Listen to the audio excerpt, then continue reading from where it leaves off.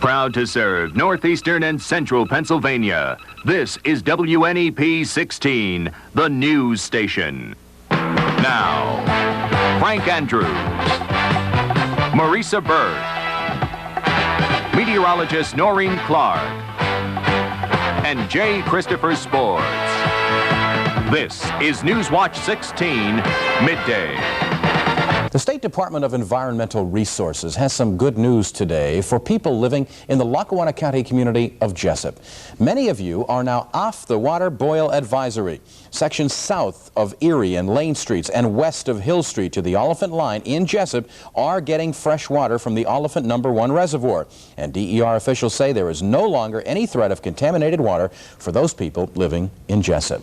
Today is the day people in Pike County get to line up for that free surplus butter and cheese. It started at 12 noon today, and people eligible can get the food. Now, to be eligible, you have to be 65 or older, disabled or unemployed. You can get the surplus government food at any of the locations that you're seeing on your screen. They'll be flashing up as we tell you more about this. Now, the supplies will be given away until all of the supplies run out. Pike County officials say you'll need proof of eligibility to get that surplus government food. A $2 million project to keep traffic moving smoothly through downtown Scranton is moving ahead today. Scranton City Council has okayed the Topics program, which will pay for about 3 dozen new traffic lights in Scranton's downtown and give PennDOT the okay to make changes in the flow of traffic here on Jefferson Avenue. Now, this summer, PennDOT is going to make 2 lanes for the left-hand people to turn from Jefferson onto the expressway. PennDOT officials hope that will cut down on the traffic jams near that Hilton complex in downtown Scranton. Now, that's pretty good news for drivers in the Scranton area, but they have something else on their mind today for the last couple of days. In fact, potholes. Newswatch 16's Marisa Burke has hit a few of them this morning, and she's standing by live with a report on when they'll be filled in. Hello, Marisa. Good afternoon, Frank. Yes, the Department of Public Works has received numerous phone calls from motorists lately complaining about potholes like the ones you see behind me here at the intersection of Mulberry and Prescott Avenue. Now, the problem has gotten so bad that motorists tell me they even dread going right through town. No, this isn't an aerial view of a strip mining pit. We're on the ground for these pictures. Yes, the all-too-familiar potholes. And these perilous pits have really become a problem for Scranton motorists. Well, too. I hate them. They should take care of them. They should definitely take care of them. You had about enough this year? Yeah. I think somebody ought to invent something that they can just pour in there and make it set like Jell-O. Maybe Jell-O will do it. How are you avoiding them? No, avoid them. You got to watch yourself. That's all that's going down. You just keep it down to 20 miles an hour. Take, for instance, these brutes on Ash Street, and for most it has become a game of dodge the potholes. And it looks like we'll be playing the game for a few more days. The Department of Public Works says it'll at least be another week before it begins its permanent patch-up job. And that permanent patch-up job should be completed in just about a month to a month and a half. Marisa Burke, Newswatch 16, live with the Instacam in Scranton. I can think of one near my house, but they'll have to bring a ladder to climb down into it to fill the bottom. Thank you, Marisa. Still ahead on Newswatch 16 midday, the Crime Commission looks into fake designer clothes. And a school in Scranton tries to turn a confusing problem around for many students. The story next as Newswatch 16 midday continues. You ought to get out this fall and tour a United Way member agency in your community. From the very young to the very old, United Way serves thousands of your friends and neighbors each year. Visit an agency and see your United Way contribution at work and give generously, cause thanks to you, it works for all of us. The United Way. Call your United Way today. The people who run the American Rescue Workers Group in Williamsport say they need about $400,000 to convert an old warehouse into a shelter for the homeless. The charity group says it usually raises the money to run its group selling used clothes and furniture. Even though they need $400,000 to renovate the building, they're hopeful they can raise the money. The American Rescue Workers hope to raise that money soon and start housing the 100 to 150 people that they say are in need of housing in Lycoming County. In Scranton, some students who at one time might have been considered mentally retarded or emotionally disturbed are now getting help. The students are dyslexic, but as Newswatch 16's Kathi Belich reports, the students' confusion is being turned around. Dyslexics are very special students. They're often mistakenly considered mentally retarded or emotionally disturbed. Actually, they're frustrated and confused by a perceptual problem. It happens when they read or work out math problems. You just see it backwards. You see it backwards. Why do you think that happens? They think that your left side of your brain didn't form very well. They took a study of somebody that died of natural causes, and he was dyslexic, and we did like an autopsy, and the cells in the left side of the brain was jumbled up real bad. 11-year-old Jason White is one of 28 students here at the DePaul School in Scranton for dyslexics. Jason's family and the families of the others pay all the bills here through tuition and fundraising, all $90,000 a year for the specialized and patient education dyslexics need. But Rachel Mills of Clark Summit, a parent of a dyslexic, says that unless they can raise another $15,000 by June, the DePaul School will have to close. The students will have to go back to the public system, which just isn't equipped to handle them. She says that parents of all students should be concerned about dyslexia and help the school. Because they never know when their child might fall into that situation, or a future child that they might have might fall into that situation. And she says many dyslexics who don't get this kind of special attention end up in trouble. Some even commit suicide. Parents of the students here at the DePaul School are hoping that when they approach people for donations, people are willing to give. Because the parents say these students are the future too. Dyslexics can and do make meaningful contributions to our world. After all, where would we be without Albert Einstein? Kathi Belich, Newswatch 16, Scranton. Our weather forecast is coming up next, and it's another super day. Hello, Noreen. Oh, yes, it is, Frank. It's not only super, fantastic, sensational, every superlative, and it looks like it's going to be a slow change as we head into the weekend. I'll have the details when we come back.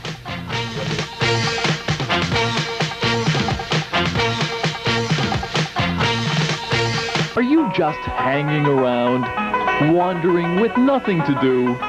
If you can't bear another Saturday night alone, we found something for you. Take a dash of Stansoa and a splash of Joe's Own. Add some shake, rattle, and roll. Blend of the Lone Ranger and Orville Wright.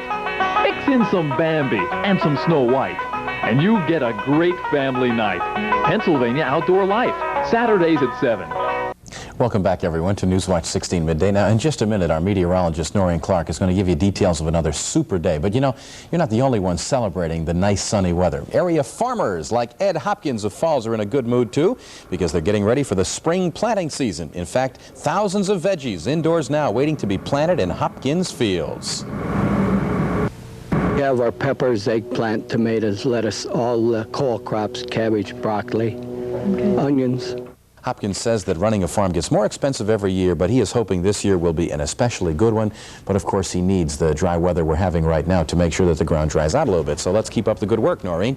We've had a good 5 days of the drying, Frank. This weather is perfect. This is the type of weather that we dream about. We can only dream about in the sweltering dog days of summer. And this is because it's not only sunny, but there is low humidity. Outside right now under blue skies that are extremely bright. It is very comfortable with temperatures that are just soaring. Right now it's 58 degrees in the backyard, humidity 50%. The winds are out of the south and they're very light at about 5 miles per hour, and that barometric pressure is falling. And checking Newswatch 16's color satellite, you'll notice that the Commonwealth is sharing in that Canadian dry air that has been lingering here for the last 5 days. It is simply gorgeous outside. This is one of the best days that we have seen yet, and it's just enjoyable, needless to say. All the superlatives that go along with the day. You'll notice that there's a storm that's heading into the Mississippi Valley, dark clouds with that, embedded thunderstorms, and it's moving extremely slowly to the east. And what this means is a gradual change for us here in the Commonwealth as this moves to the east. It looks like it could just begin to cloud up our skies tomorrow, and we could see maybe a few scattered showers on Saturday, and possibly on Palm Sunday we could see a little bit more as far as the shower activity is concerned. So let's look at the weather for this afternoon, and we're looking at a very nice day, one of the best around for the springtime. New Milford, 61 degrees, 64 in Music, possibly getting up higher, 65 or even up to 67. It is an extremely beautiful day. Troy, 62, Montoursville, 64, Berwick, 65, and 66 degrees down there in Pottsville. A very nice afternoon. We're looking at a fair night, the moonlight. There are 3 planets out there, and it is a bright moon, so check it out. Honesdale, 37 degrees for a low, near 40 at Plymouth, Palmerton, and Burnham, 39 in well, I'm sorry, folks, Casanea. I can hardly see in the bright sunlight, and Canton, 35 degrees. And in the Health Watch, it is one of the best days around. When the resistance to aches and pains on the average side, just a gorgeous day. Looking at the forecast, sunshine this afternoon, fair overnight, the overnight low near 40 degrees, a mild day tomorrow with the clouds moving in. There is the possibility of a shower on the trout day, the first day of trout season. Generally just a cloudy day though. And then on Sunday, for Palm Sunday, it looks like we could see some more showers. So today offers some of the best spring weather we can see yet, Frank, and it's a slow, gradual change as we head into the weekend. Once again, it's great weather for gardening. Time to get ready. Thank you for the forecast, Noreen. Jay Kristopher is up next on Newswatch 16 Midday. He has got some scores, game highlights, and a special report on steroids, a dangerous part of some athletes' exercise program. Sports is next as Newswatch 16 Midday continues.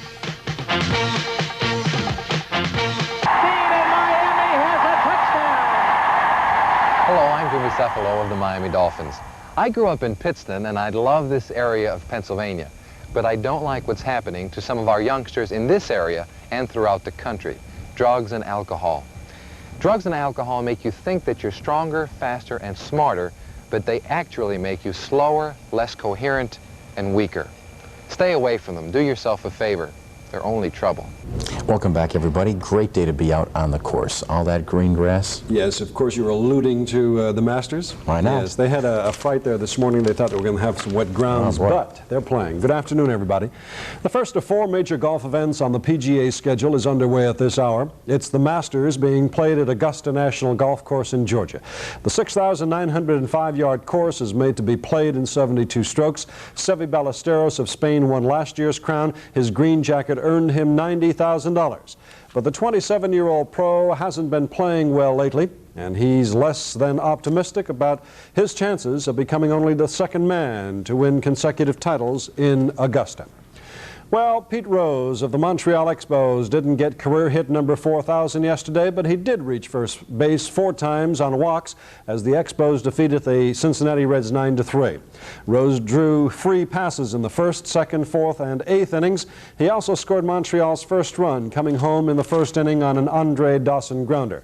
Rose also announced he got married yesterday morning, and he'll be looking at his new wife, Carol, 1 day old.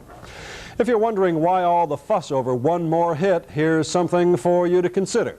Ty Cobb is the all-time hit leader with 4,191 hits. Then comes Rose, 3,999, and then some pretty heavy company, namely the likes of Hank Aaron, Stan the Man Musial, and, of course, Tris Speaker. Major League Baseball, 4 games in the American League overnight. Let's check the electric scoreboard. Here they are. The finals, Mariners over the Red Sox. The Angels down the Brewers 9-5. 2 other games. We're looking at the White Sox humbling the Indians and the Royals taking the Baltimore Orioles 5-2. 6 games in the National League. Phillies outlasting the Astros 7-6. Mets over the Braves 6-1. The Expos down the Reds, as we mentioned. Dodgers squeezed by the Cubbies 2-1. And the Padres over the Cardinals. The Giants take the Pittsburgh Pirates 2-1. For the promise of a stronger performance, some athletes are prepared to risk their health and future by taking drugs. One of the most abused and dangerous drugs, anabolic steroids.